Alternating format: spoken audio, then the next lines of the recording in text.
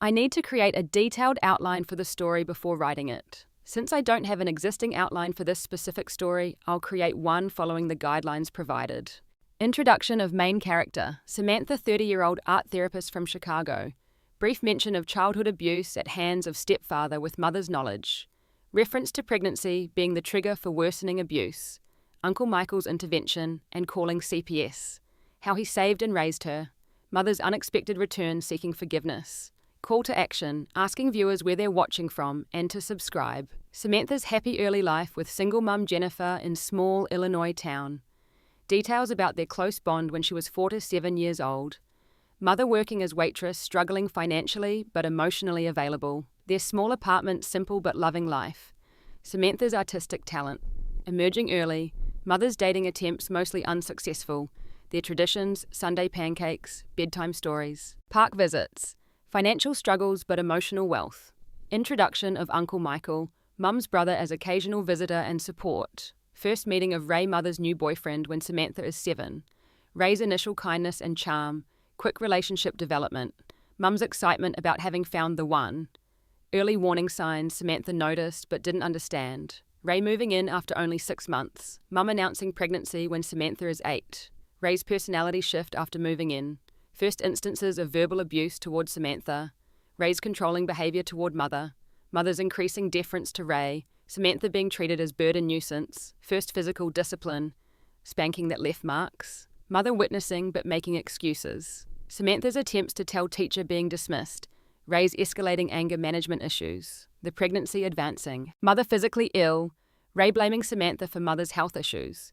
Mother's pregnancy complications requiring bed rest. Ray's full control of household. Samantha being forced to take on adult responsibilities. The breaking point. Ray's severe beating when Samantha spilled juice on carpet. Mother watching saying nothing. Bruises visible at school. School counselor asking questions but taking no action. Samantha's declining grades withdrawal. Hiding injuries. Making excuses. Living in constant fear. Uncle Michael's surprise visit during mother's 8th month of pregnancy. His immediate recognition that something is wrong. Samantha's hesitation to tell him. The pivotal dinner where Ray loses control over minor issue. Uncle Michael witnessing verbal abuse. His confrontation with Ray and sister. Mother choosing Ray over her brother. Uncle Michael being asked to leave. His promise to Samantha, "I'll be back." Samantha's loss of hope after his departure. 2 weeks later, the worst beating yet after Samantha accidentally wakes crying baby sister. Hiding at school the next day. PE teacher noticing injuries during class. Samantha's breakdown. Finally telling the truth. School calling Uncle Michael as emergency contact. Uncle Michael rushing to school. Taking Samantha to hospital. Doctor's documentation of extensive injuries. Uncle Michael's decision to call CPS. His vow to protect her no matter what. CPS investigation of home. Mother's betrayal, defending Ray, claiming Samantha is troubled. Baby sister Lily remaining with mother and Ray. Temporary placement with Uncle Michael. The court hearings and legal battle. Ray's charming public persona versus. Private monster. Mother's testimony against Samantha. School records and medical evidence supporting abuse claims. Uncle Michael fighting for permanent custody. Financial strain of legal battle. Community divided, some supporting mother's right to her child. Samantha's fear of returning home. Therapist's testimony about Samantha's PTSD. The judge's decision, custody granted to Uncle Michael. Mother's coldness after verdict. Ray's threatening behavior outside courtroom. Restraining order against both mother and Ray. The painful goodbye to baby sister. Moving to Uncle Michael's home in Chicago. The beginning of healing. Adjustment to life with Uncle Michael in Chicago. His small apartment made welcoming for her. Starting at new school. Initial struggles. Uncle Michael's patience and consistency. Finding good therapists specializing in childhood trauma. The long process of learning to trust again. Uncle Michael taking parenting classes. His sacrifices to provide stable home. Moving to slightly larger apartment for more space. Uncle Michael's dating life put on hold to focus on Samantha. Discovering art therapy as outlet for emotions. A supportive art teacher who becomes mentor. Gradual academic improvement. Making first real friend at new school. Occasional nightmares and setbacks. Uncle Michael always there through panic attacks. Holiday seasons without mother and sister. Creating new traditions together. Occasional updates about mother and Ray through family grapevine. Learning that mother had another baby with Ray. The pain of feeling replaced. Unwanted. Uncle Michael's constant reassurance. You are wanted here. Middle school graduation, with Uncle Michael cheering loudly. High school years growing confidence, developing identity. Uncle Michael attending every art show, parent-teacher conference. His pride in her accomplishments. Teenage challenges navigated together. College applications with Uncle Michael's support. Acceptance to art therapy program at local university. The day Samantha first called him Dad. Samantha at age 30, established art therapist working with abused children. Engaged to supportive partner James. Planning small wedding with Uncle Michael walking her down aisle. Unexpected email from mother after 20 years of silence. The shock and emotional turmoil. Learning, mother has divorced Ray years ago. Mother's claim of having changed, gotten help. Request to meet. Be part of wedding. Consultation with therapist about how to proceed. Uncle Michael's support of whatever decision Samantha makes. Decision to meet mother at neutral coffee shop. The emotional preparation for meeting. First sight of mother, older, worn down, nervous. Awkward initial conversation. Mother's excuses, justifications for past actions. Her revelation. Ray abused her too after Samantha left. Stayed for years for baby's sake, finally escaped. Samantha's conflicted emotions, anger, pity, residual love. Mother showing photos of Lily and younger brother. Request to reconnect with siblings, be part of family again. Mother's tears, plea for forgiveness. Samantha's firm boundaries, not ready for relationship. Mother's pushing emotional manipulation tactics. Samantha recognizing old patterns, standing her ground. Leaving meeting unresolved. Processing emotions with therapist. Conversation with Uncle Michael about meeting. His wisdom. Forgiveness is for you, not her. Decision to maintain distance from mother. Focus on upcoming wedding future with James. Surprise visit from mother at workplace. Confrontation, setting clear boundaries. Mother's anger, revealing her unchanged nature. Security escorting mother from building. Realization, mother wanted relationship on her terms. Not genuine reconciliation.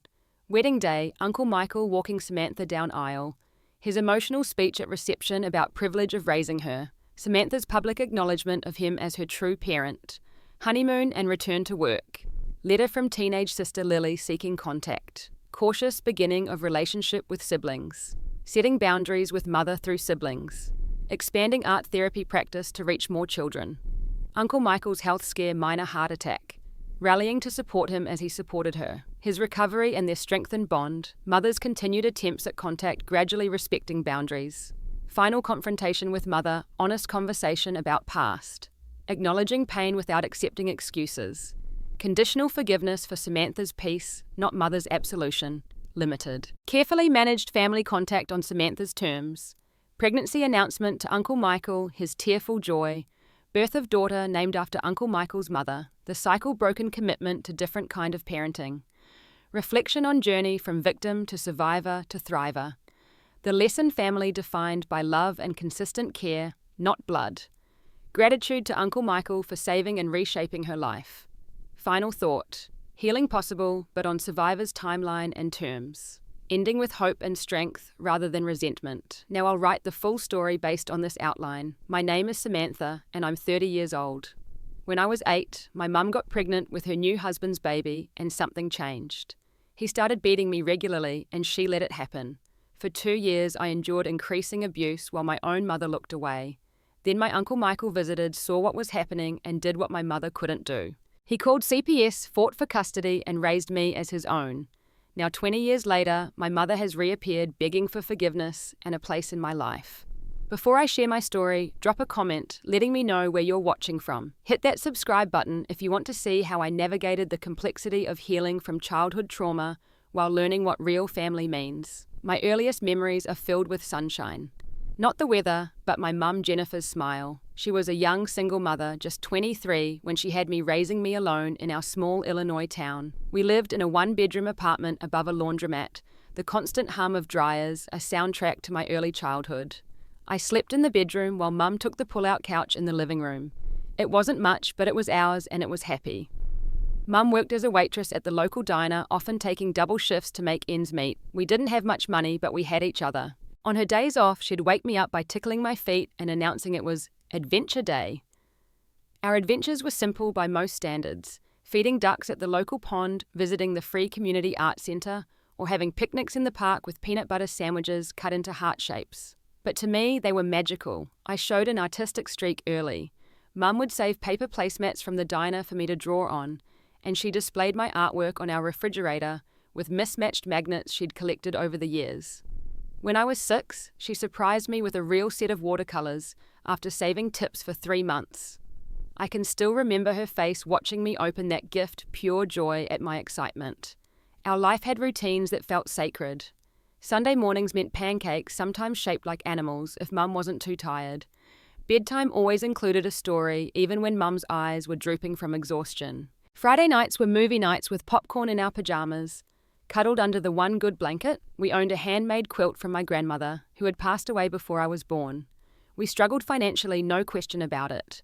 Sometimes dinner was cereal, and Christmas gifts were often practical items, wrapped to seem exciting. But I never felt poor because Mum filled our home with laughter, creativity, and security. She never let me see her cry, though. Years later, I learnt she often did after I went to sleep, worried about bills and our future. My Uncle Michael, Mum's older brother, lived about 2 hours away in Chicago. He would visit every month or so, always bringing small gifts and taking us out for a proper dinner. He worked in construction management and lived alone in a modest apartment. Uncle Michael had a gentle way about him, a quiet strength that made me feel safe. He'd toss me into their ear when he arrived and listen intently to my childish stories as if they were the most important things he'd ever heard. When I was 7, Mum started dating again. There had been a few men before, brief appearances in our life that never amounted to much. But Ray was different. She met him at the diner where she worked, a long-haul trucker who started requesting her section whenever his route brought him through our town. Ray was charming in those early days. Tall and broad-shouldered with a booming laugh, he seemed larger than life to my 7-year-old self. He brought me small trinkets from his travels, told exciting stories about places I'd never seen, and made my mother blush in a way I'd never witnessed before. I remember thinking he looked like the princes in my storybooks, though, with a trucker cap instead of a crown. Their relationship moved quickly. After just 3 months of dating, Ray was spending most nights at our apartment. Mum seemed happier than I'd ever seen her humming while she made dinner, laughing more easily. She would whisper to me when Ray wasn't around. He could be the one, Sammy. We might finally have our family. Looking back, there were early warning signs that my 7-year-old self couldn't recognize. The way Ray's smile would drop the instant Mom turned her back. His insistence that Mum change her shifts at the diner to work mornings, only so she could make him proper dinners. The occasional criticism disguised as a joke. Jenny's not too bright sometimes, is she, Sammy? Followed by a wink that made me feel uncomfortable. 6 months after they started dating, Ray moved in permanently. He had been living in his truck and a series of motel rooms for years, so he didn't have much to bring.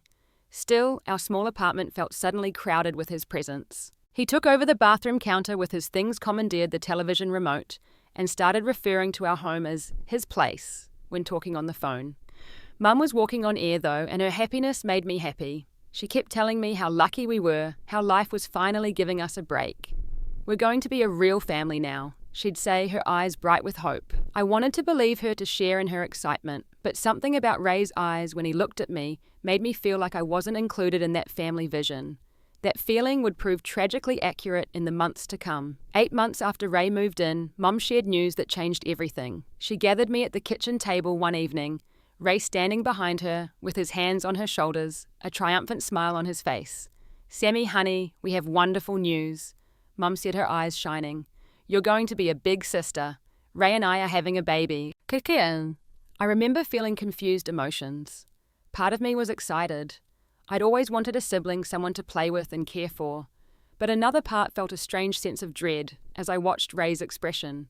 It wasn't the look of a happy father-to-be. It was the look of someone who had won something. "That's great," I said, trying to sound enthusiastic. Mum hugged me tight while Ray stood back, arms crossed. "Things will need to change around here," he said, his voice suddenly serious. "Jenny needs rest and quiet. No more of your noise and mess, understand?" That night marked the beginning of a dramatic shift in our household. Ray had been controlling before, but subtly. Now, with Mum's pregnancy as justification, his true nature emerged without restraint. Within weeks, I went from being the center of my mother's world to an inconvenience at best, a nuisance at worst. My drawings were no longer displayed, but criticized for wasting paper. My questions at dinner were met with, "Children should be seen and not heard." My very presence seemed to irritate Ray, who would send me to my room for the smallest infractions. Mum noticed these changes, I'm sure of it. Sometimes I'd catch her watching with a worried expression when Ray spoke harshly to me, but she never contradicted him. Instead, she began to echo his criticisms, as if convincing herself that his treatment of me was justified. "Ray's right, Sammy. You need to be quieter. I have the baby to think about now." Ray works hard to support us. The least you can do is keep your things tidy. Don't bother Ray with your school problems. He's stressed about becoming a father. The first time Ray hit me, it was a spanking that left bruises. I had accidentally knocked over his beer while setting the table for dinner. His face contorted with rage as he pulled me over his knee, ignoring my tearful apologies. Mum stood in the doorway, one hand over her mouth, the other protectively over her slightly swollen belly. She said nothing as Ray's hand came down again and again. That night she came to my room after Ray had fallen asleep. She sat on the edge of my bed, not quite meeting my eyes. "Ray just wants you to learn respect," she whispered. "He had a strict upbringing and he turned out well. He's going to be a good provider for all of us." I wanted to show her the bruises forming on my backside, to ask her if this was what respect looked like, but the vacant look in her eyes stopped me. Something had changed in my mother. It was as if the woman who had fiercely protected me for 8 years had vanished, replaced by someone who couldn't protect herself, let alone her child. The next incident came 2 weeks later, when I got an A- instead of an A on a spelling test. Ray tore up the test in front of me, called me stupid, and made me write each misspelled word 50 times as punishment. When I cried from fatigue and cramped fingers, he slapped me across the face, leaving a handprint that Mum later told me to hide with my hair. I tried telling my 3rd grade teacher, Mrs. Franklin, that things weren't good at home. She listened with a sympathetic expression, but ultimately did nothing. "Families go through adjustments when expecting a new baby," she said. "I'm sure your stepdad is just nervous about the responsibility." As Mum's pregnancy progressed, she developed complications that required bed rest. This left me almost entirely under Ray's control. He made me take on household chores far beyond what was appropriate for my age, then punished me harshly for any perceived failure. I was responsible for laundry, dishes, vacuuming, and even preparing simple meals. If dinner wasn't ready when he returned from a trucking job, I would go without eating. Physical punishment became routine: a wooden spoon for talking back, his belt for spilling something, his open hand for looking at him wrong. Mum witnessed some of these incidents, but always found ways to justify them or look away. When she tried to intervene, Ray would remind her of the baby, how stress could harm it, how she needed to rest and let him handle discipline. My grades dropped. I withdrew from friends. I became expert at hiding bruises with long sleeves, even in warm weather, at crafting excuses for injuries, at becoming invisible when Ray was in a bad mood. School became my only safe place, though even there I lived in constant anxiety, jumping at loud noises and avoiding attention. The breaking point came when I spilled juice on the living room carpet. Ray had been drinking that evening, his mood already dark. When he saw the purple stain spreading on the beige carpet, something in him snapped. He grabbed me by the arm, dragging me to my feet, and began hitting me with a fury I'd never seen before. His fist connected with my ribs, my back, my legs. I remember screaming for Mom, seeing her in the hallway, her eyes wide with fear, but her body frozen. "Please stop! You're hurting her!" she finally cried out. Ray turned to her, his face red with rage. "She needs to learn the baby's coming in a month. I won't have this kind of carelessness around my child. His child, not me." I understood in that moment exactly where I stood. That night, as I lay in bed, body throbbing with pain, I heard them arguing. Mum's voice was pleading, Ray's threatening. Then silence. The next morning, Mum wouldn't look at me as she helped me get ready for school, carefully avoiding touching my bruises. Her eyes were swollen from crying, a faint bruise forming on her cheek. "We need to be more careful around Ray," was all she said. "For the baby's sake." For the next 2 weeks, I lived in a state of constant terror, walking on eggshells, trying to be perfect to avoid Ray's wrath. But perfection was impossible, and the abuse continued. I had never felt so alone. Then Uncle Michael came to visit. Uncle Michael's visit wasn't planned. He showed up on a Saturday afternoon, saying he was in the area for a construction project, and thought he'd surprise us. I remember the moment he walked through the door, how his smile faltered when he saw me. I hadn't seen Uncle Michael in nearly 6 months, not since before Ray moved in. I had lost weight, had dark circles under my eyes, and was wearing a long-sleeve shirt despite the warm spring weather. "Sammy girl, come give your uncle a hug," he said, his voice cheerful but his eyes concerned. I moved carefully toward him, trying not to wince as his arms wrapped around me. He noticed immediately, pulling back to look at me with a frown. "You're hurt," he said quietly so only I could hear. I shook my head quickly, fear flashing through me. "I fell off my bike," I whispered, the rehearsed lie coming easily to my lips. Uncle Michael's eyes narrowed slightly, but he didn't press the issue. Instead, he turned to greet my mum, who had entered from the bedroom, one hand supporting her heavily pregnant belly. Her smile seemed strained as she accepted his hug. "You look beautiful, Jen," he said. "When are you due again?" "About 3 weeks," she replied, glancing nervously toward the kitchen where Ray was getting a beer. "We weren't expecting you, Michael."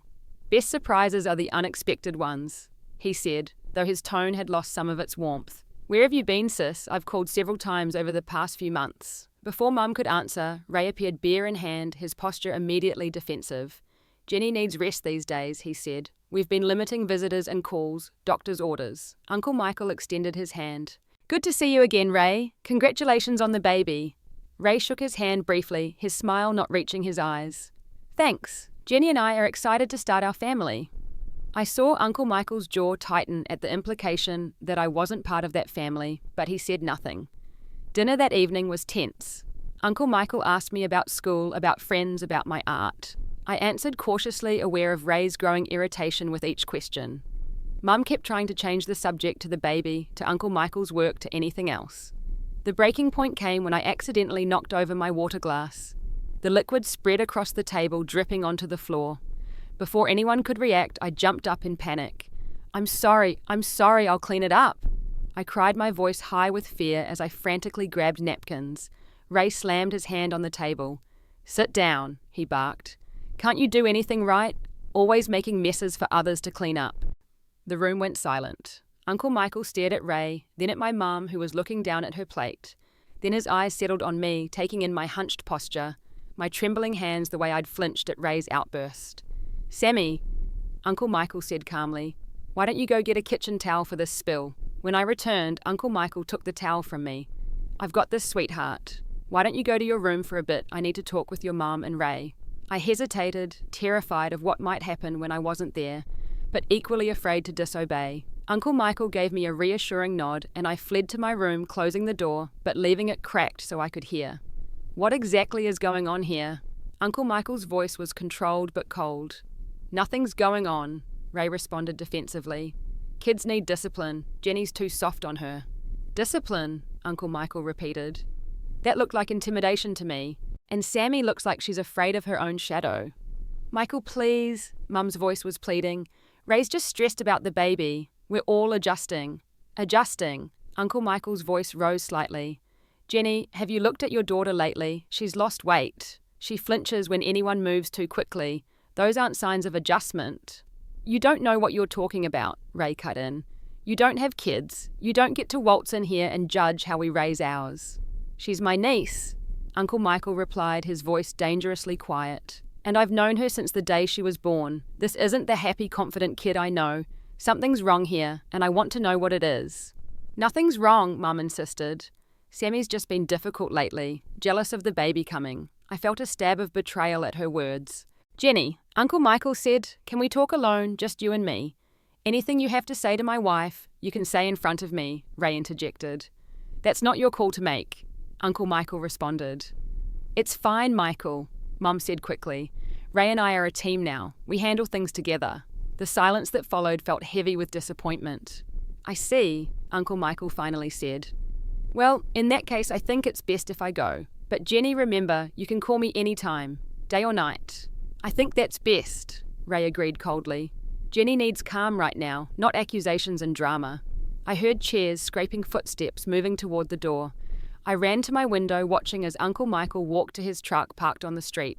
Before getting in, he looked up at my window. Seeing me there, he raised his hand in a small wave, then pointed to his phone and mouthed what looked like, "Call me." After he left, Ray stormed into my room without knocking. "Were you listening, Sue?" he demanded, grabbing my arm hard enough to leave fingerprints. "No," I lied, terror coursing through me. "Your uncle doesn't understand how things work in this family," Ray hissed, and "don't get any ideas about calling him with stories. No one will believe you over me. Remember that." When he left, Mum came in, her eyes red from crying. She sat on the edge of my bed, not touching me.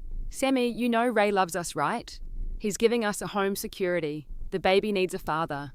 "What about me?" I whispered. Don't I need someone who doesn't hurt me? She looked away.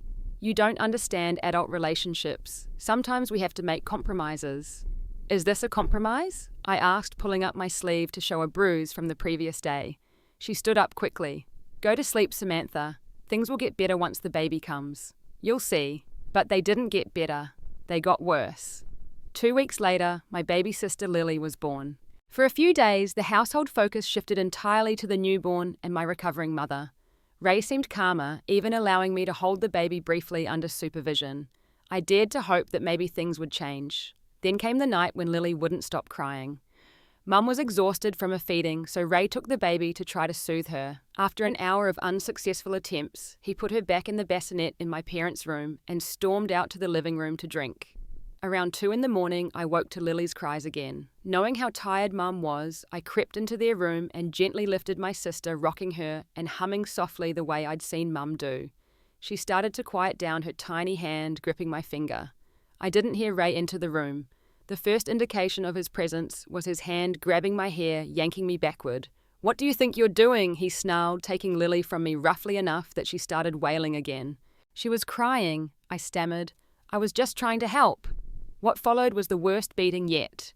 As Mum watched, too afraid to intervene, Ray dragged me to my room and used his belt, his fists, and finally his boots. By the time he finished, I could barely move my ribs, sending shooting pain through my body with each breath. You don't touch my daughter, he spat as he left. You're not her family. You're just baggage we're stuck with. The next morning, I could barely get out of bed. Mum helped me dress her face blank with shock as she saw the extent of my injuries. You can't go to school like this, she whispered. If I don't go, they'll call to check on me, I reminded her. After a moment's hesitation, she helped me put on loose clothing that covered most marks and gave me Tylenol for the pain. Just try to make it through the day, she said. Things will get better, but I no longer believed her. At school, I moved carefully, avoiding contact with other students. During PE, however, there was no hiding. As we changed for class, Ms. Bennett, the PE teacher, noticed the bruises and welts covering my back and sides. Samantha, she said quietly, pulling me aside. What happened to you? Something in her concerned expression broke through the wall I'd built. I began to cry then, to sob uncontrollably. Through tears, the whole story poured out. Ray's abuse, Mum's failure to protect me, Uncle Michael's visit, last night's beating. Ms. Bennett immediately took me to the school nurse, who documented my injuries with photographs. The principal was called in. They asked who they should contact, and for the first time, I made a choice that would change everything. My Uncle Michael, I said. Call my Uncle Michael. He arrived within 2 hours, his face pale with fury when he saw my condition. Without hesitation, he took me straight to the emergency room, where doctors documented extensive bruising, 2 cracked ribs, and numerous older injuries in various stages of healing. As I lay on the examination table, Uncle Michael held my hand, his eyes wet with tears. I'm so sorry, Sammy, he said. I knew something was wrong when I visited. I should have done more. You came back, I whispered. That's what matters. With grim determination, he pulled out his phone. I'm calling Child Protective Services, Pa, he told me.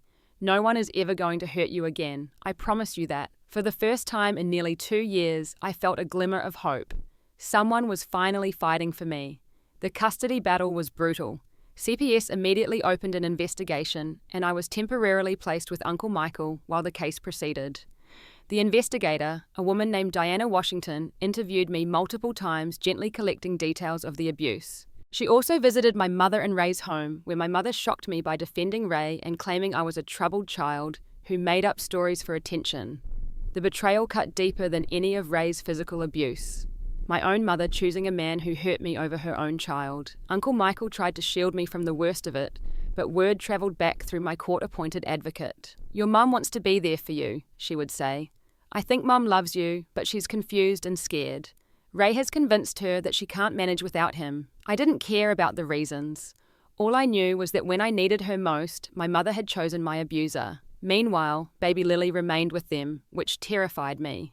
I worried constantly that Ray might hurt her too, though the CPS worker assured me they would be monitoring the situation closely.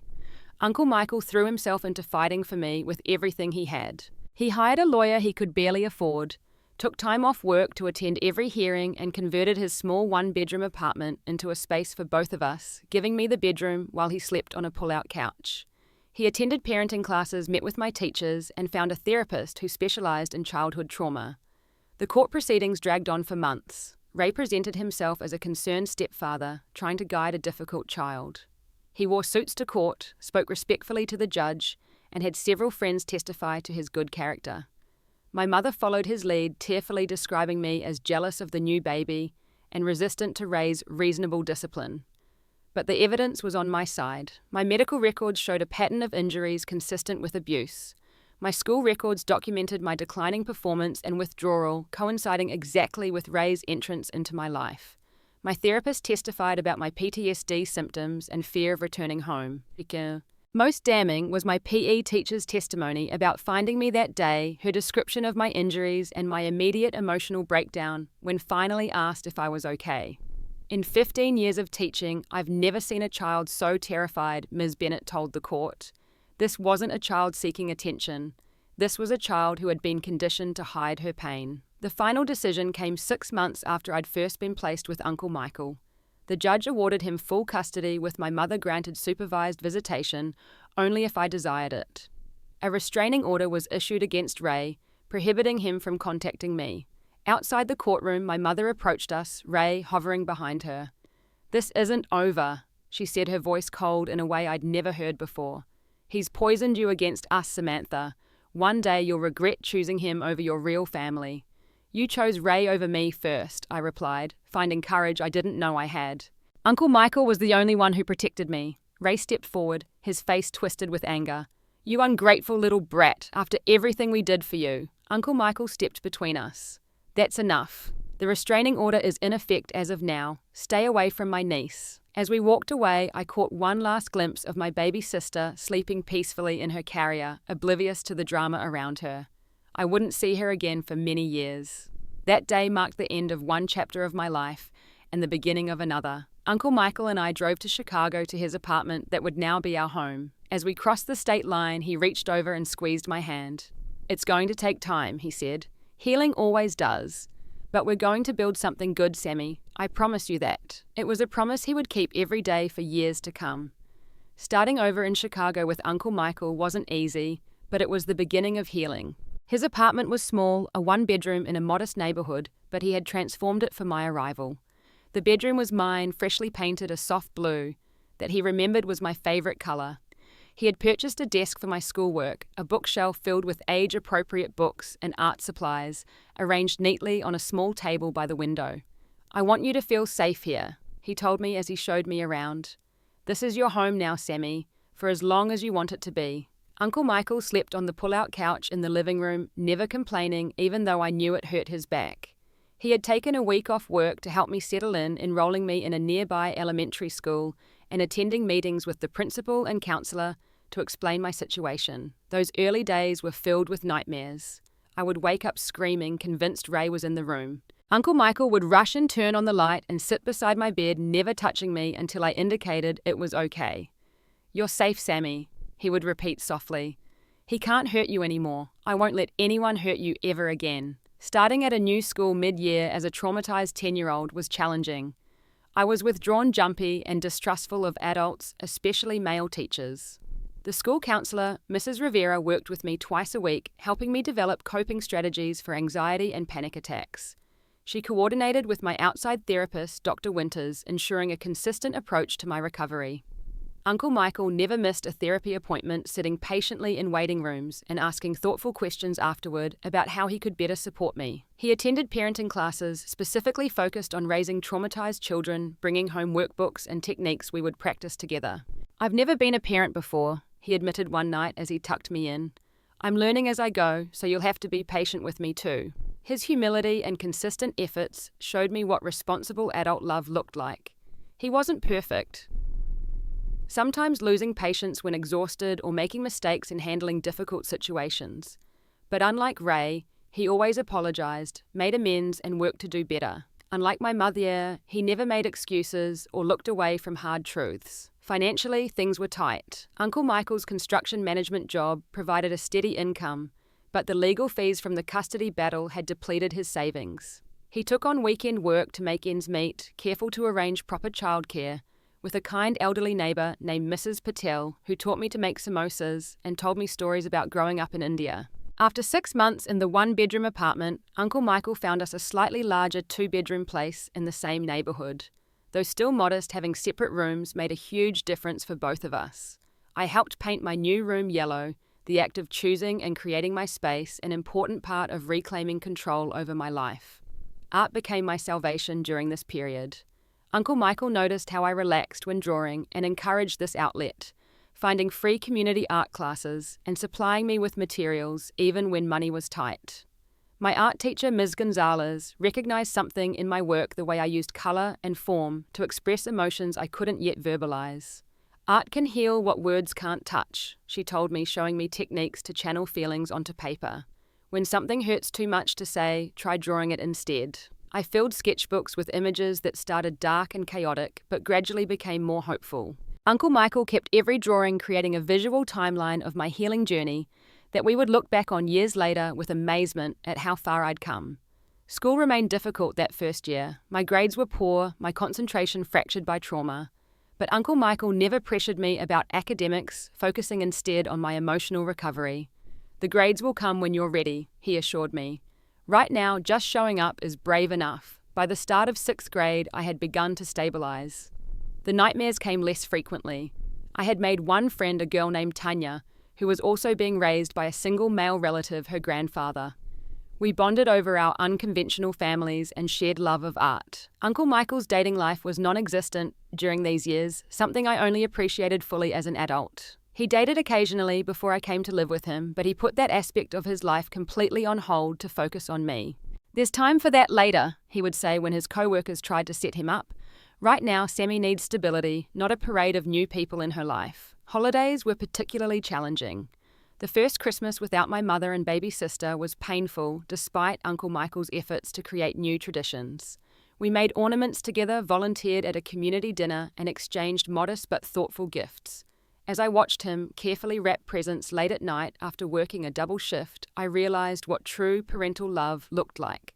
Sacrifice without resentment, commitment without conditions. Occasionally news about my mother and Ray would reach us through extended family. They had another baby, a boy named Ethan. Mum had stopped working to stay home with the children. Ray had been promoted at his trucking company. Each update brought complicated emotions, relief that my sister seemed okay, grief for the family connection I'd lost, anger that they appeared to be living a normal life after what they'd done. "It's not fair," I told my therapist during one particularly difficult session. "They hurt me, and now they get to be happy with their real children." "You're right, it's not fair," Dr. Winters agreed. "Sometimes people who hurt others don't face consequences we can see, but that doesn't mean they're truly happy, and you deserve to build happiness regardless of what happens with them." Uncle Michael reinforced this message constantly. "You are wanted here," he would tell me, especially on days when memories of rejection were strong. "You are loved and valued exactly as you are." Middle school brought new challenges, changing classes, social dynamics, puberty. Uncle Michael navigated these waters with awkward determination, buying books about raising teenage girls, consulting with Mrs. Patel about things he didn't understand, and finding female mentors for me when possible. When I got my first period, he had already stocked the bathroom with supplies and left a book about body changes on my bed, giving me space while making clear he was available for questions. My academic performance improved gradually. By 8th grade, I was earning mostly B's with an A in art. Uncle Michael attended every parent-teacher conference, art show, and school event, often rushing from work still in his construction clothes, but always there, always proud. High school brought more stability and growth. I joined the art club, developing my skills and finding community among other creative students. I still struggled with trust, especially with male authority figures, but I had developed coping mechanisms and a stronger sense of self. Uncle Michael cheered from the audience when I received an award at the school art show in sophomore year. He helped me research colleges with good art therapy programs when I discovered that field in junior year. He took a second job to help save for my education, though I begged him not to work so hard. "Education is freedom," he insisted, "and you deserve every opportunity." The summer before my senior year, we took our first real vacation, a week at a lake house Uncle Michael rented with money he'd been saving for years. Sitting on the dock at sunset, I found myself reflecting on our journey. "Uncle Michael, I said, watching the orange light reflect on the water. "I've never really thanked you properly." He looked surprised. "For what?" "For saving me. For fighting for me when no one else would. For raising me." He was quiet for a moment. "Sammy, having you in my life has been the greatest privilege. You don't need to thank me for doing what any decent person would do." "Not everyone would have done what you did," I countered. "Mom didn't. Ray certainly didn't." "Hello?" He sighed, looking out at the water. "People make choices based on their own wounds and fears.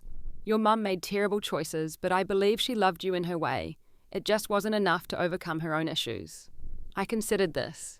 "Do you think I'll ever be able to forgive her?" "That's entirely up to you," yeah, he said. "Forgiveness isn't about excusing what happened. It's about freeing yourself from carrying the weight of it forever. But it happens on your timeline, not anyone else's." I nodded, then said something I'd been feeling for years, but had never expressed. "I've thought of you as my dad for a long time now. Is it okay if I call you that?" His eyes filled with tears. "Nothing would make me prouder, Sammy." For the first time I hugged him and said, "I love you, Dad." He held me tight. "I love you too, kiddo. Always have, always will." That moment marked a turning point. We had moved from survival to truly living, from healing to thriving. As we returned to Chicago, I started my senior year with a new confidence applying to colleges, with Uncle Michael, now Dad, supporting every step.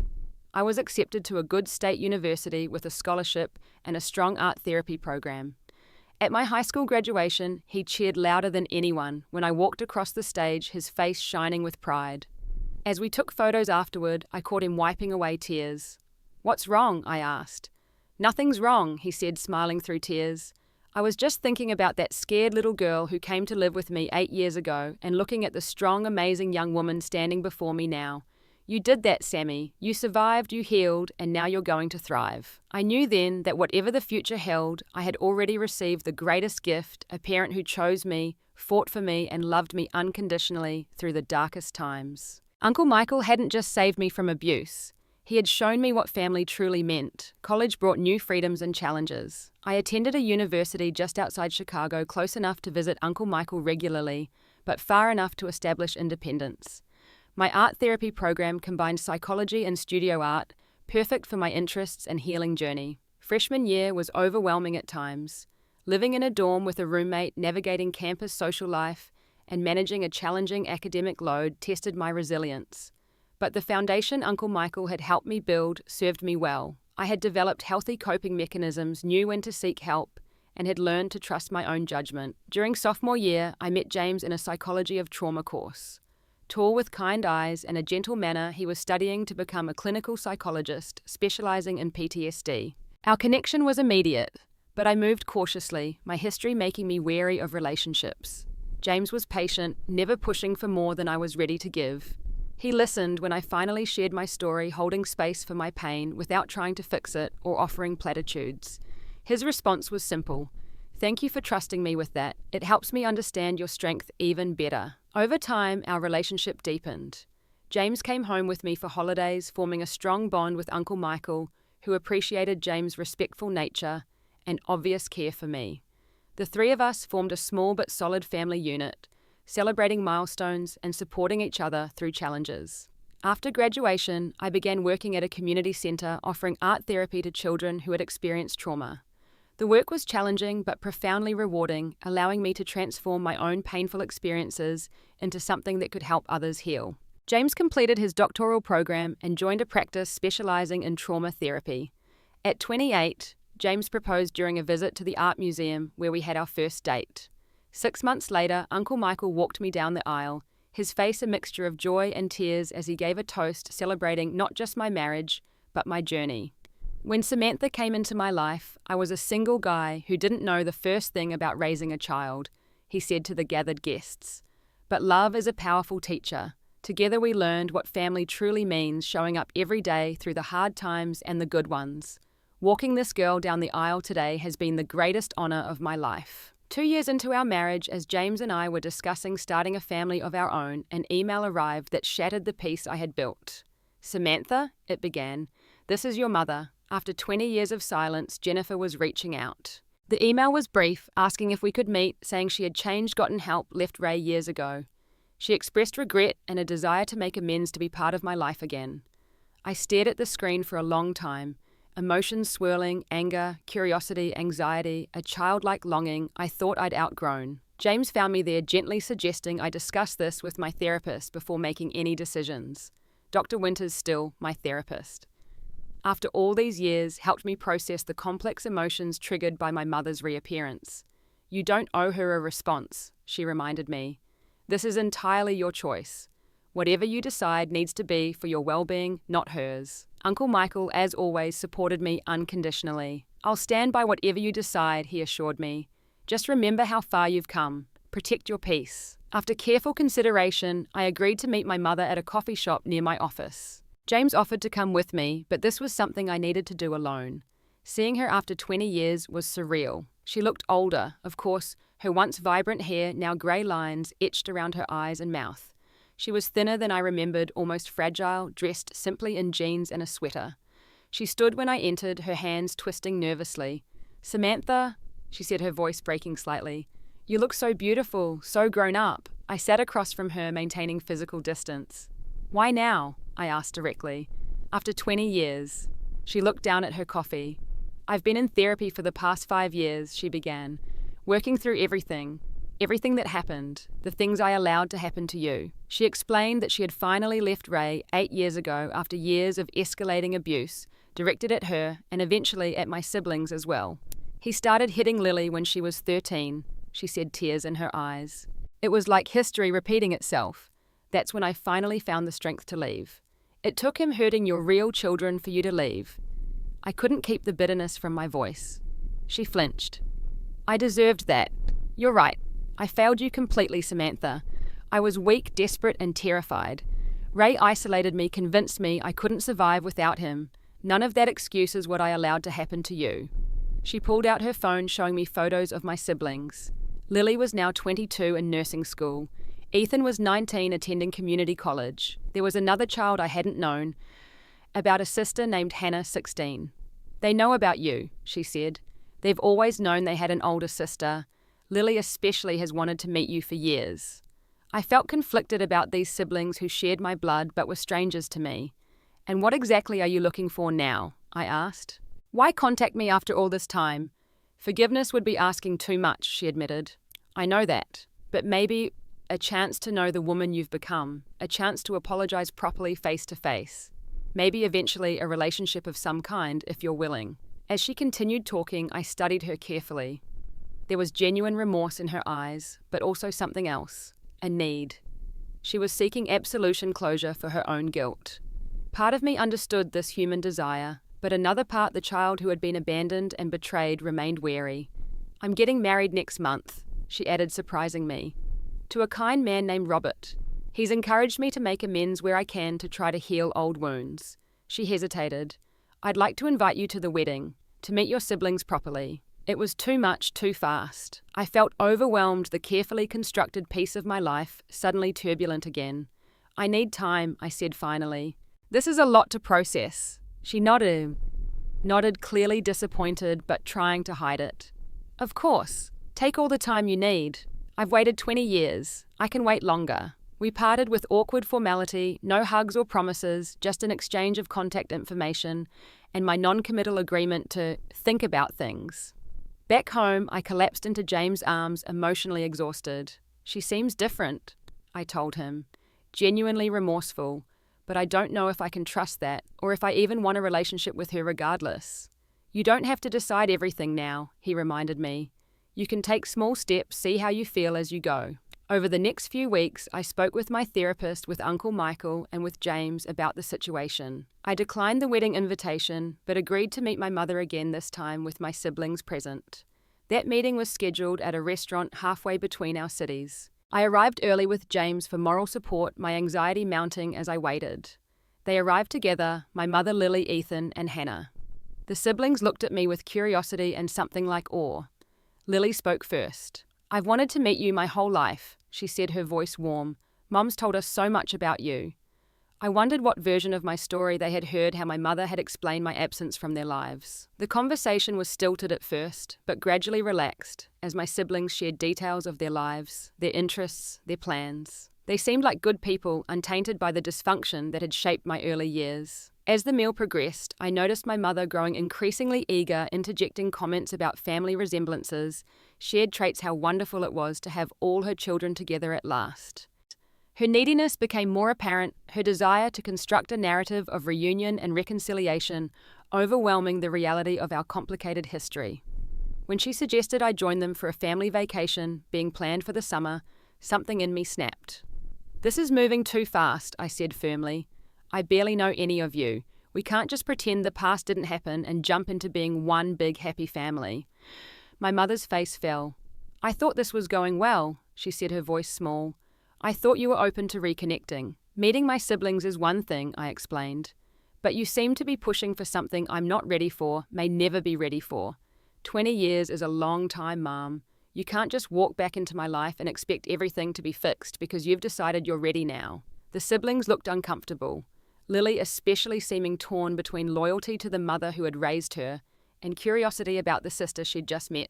My mother's expression hardened slightly. "I've apologized," she said. "I've acknowledged my mistakes. What more do you want from me?" "I don't want anything from you," I replied honestly. "That's what you're not understanding. I built a life without you. I have a family already, people who chose me and stood by me.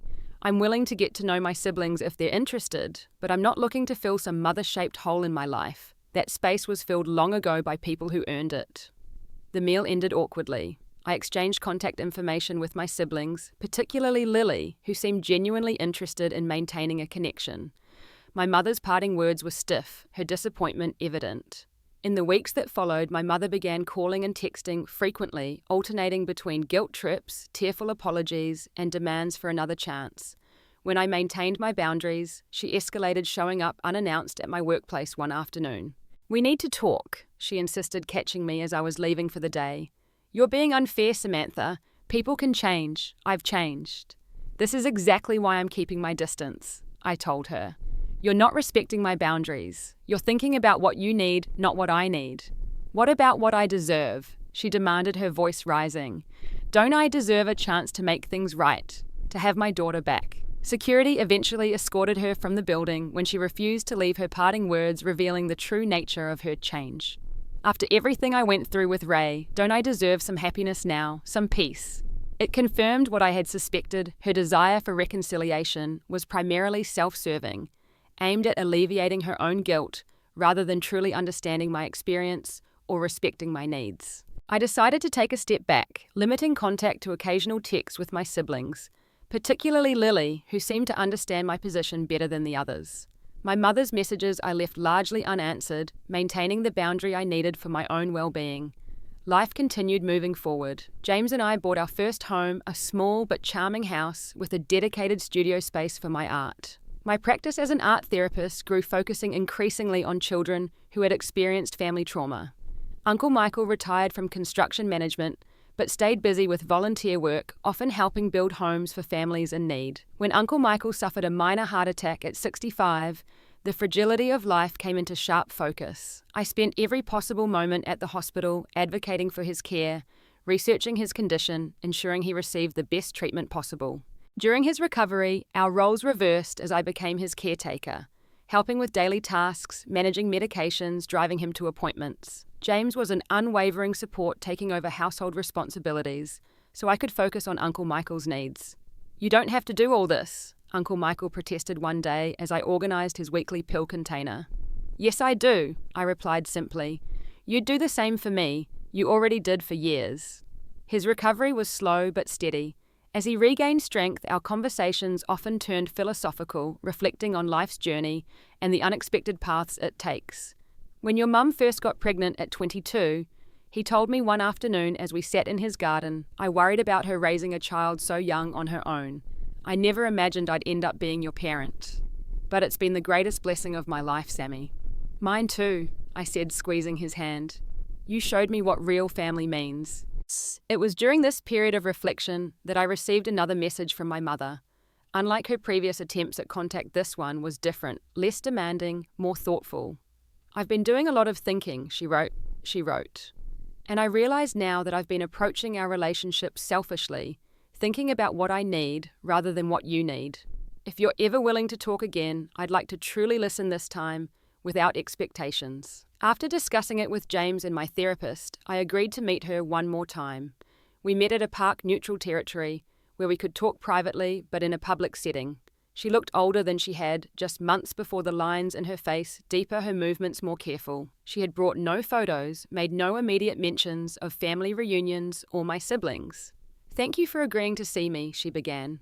"I've been doing intensive therapy trying to understand why I've been so pushy, why I couldn't respect your boundaries." I listened silently as she continued. "The truth is, Samantha, I've been trying to fix the past rather than accept it. I abandoned you when you needed me most.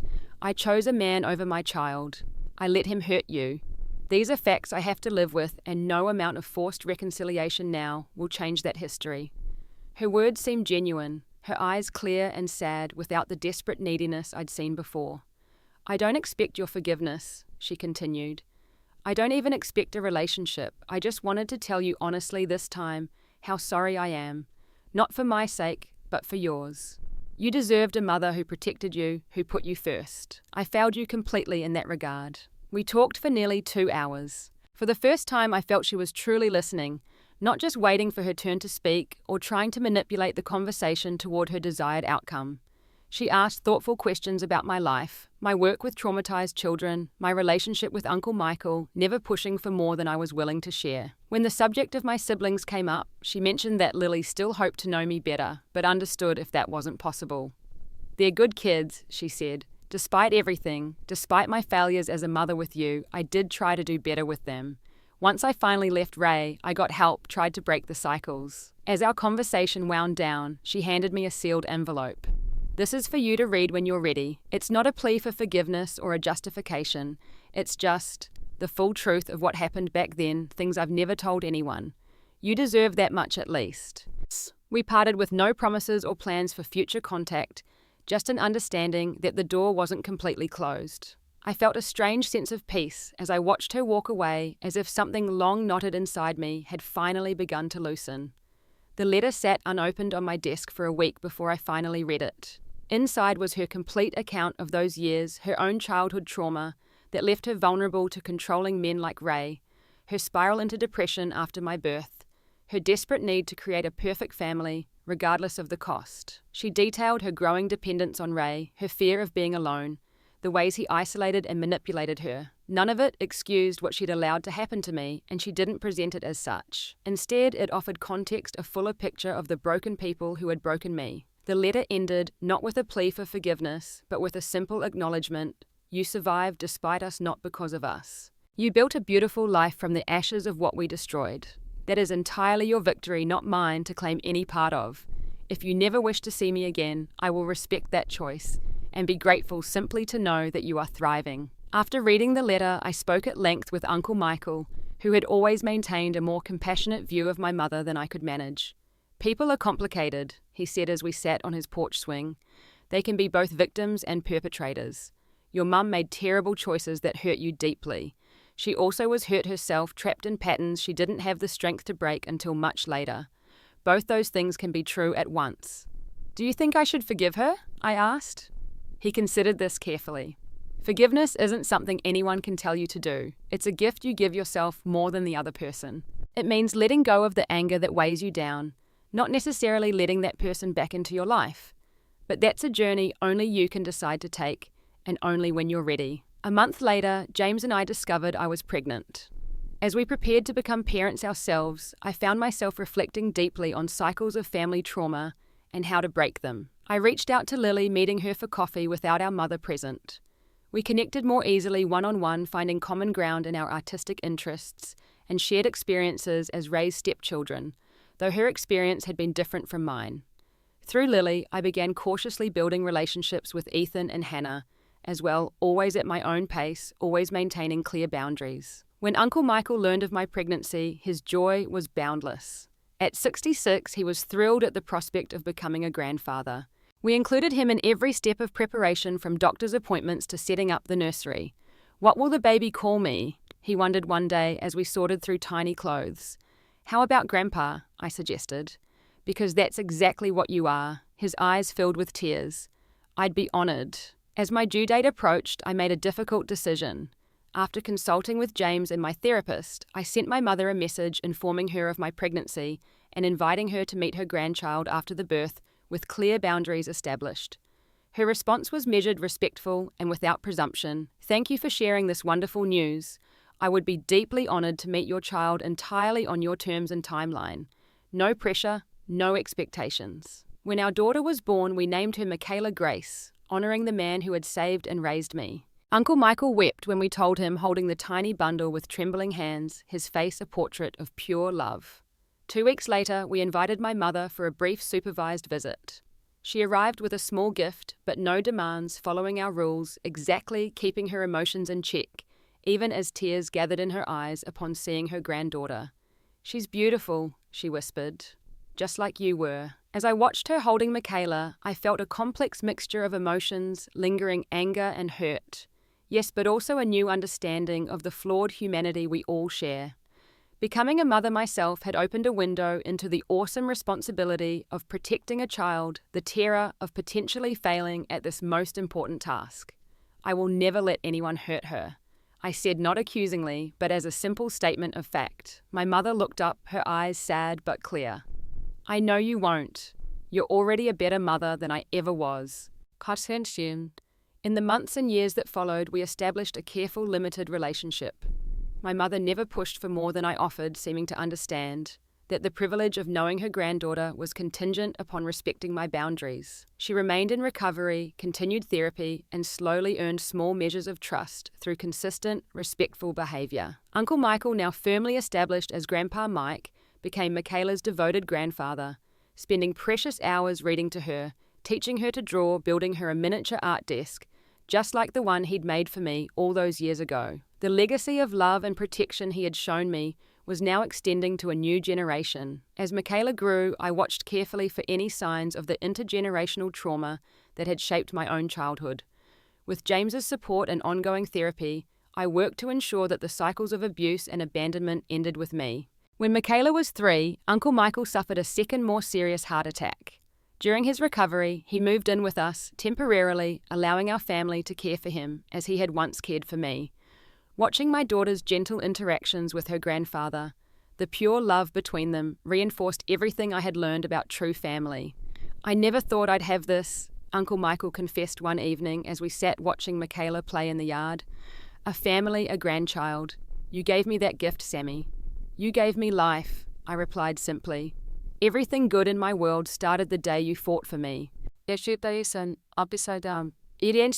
at 30, I look at the family we've created: James, my partner in healing and growth; Michaela, our beautiful daughter, untouched by the trauma that marked my own childhood; Uncle Michael, the true parent who saved and shaped me; and even in a limited way, my mother and siblings connected by blood, but navigating a relationship defined by careful boundaries and realistic expectations. The journey from victim to survivor to thriver has been long and often painful. The scars remain visible in my occasional nightmares, in my hypervigilance about Michaela's safety, in the therapy I still attend regularly.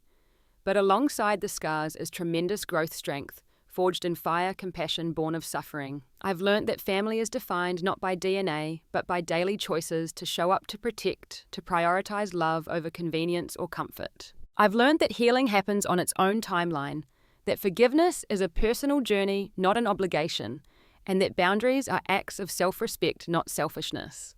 Most importantly, I've learnt that cycles can be broken.